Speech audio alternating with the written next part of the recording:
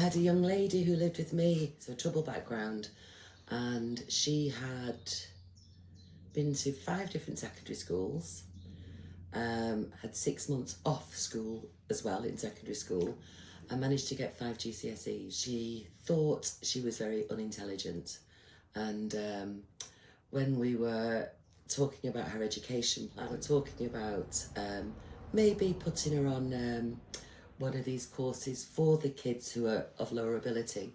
But I used to be a teacher, and I thought, I don't think she's low ability. So I asked if she could do an English course, English language, which she did. She only did 4 months, passed her GCSE, and then was able to go on to an access to higher education course, which she completed. And then she did a foundation course at Wrexham University. And this young lady at first just said, oh, I'm thick. And now she's said she's got a library. I can't remember how many books you need to have a library, and she's doing amazing. So that was really making a difference.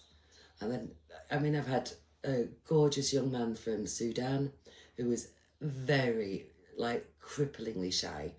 And he's came on leaps and bounds. He's living independently now with some of his friends. He wants to be a nurse. And just seeing these young people and being there for them and advocating for them and seeing it work, it's great.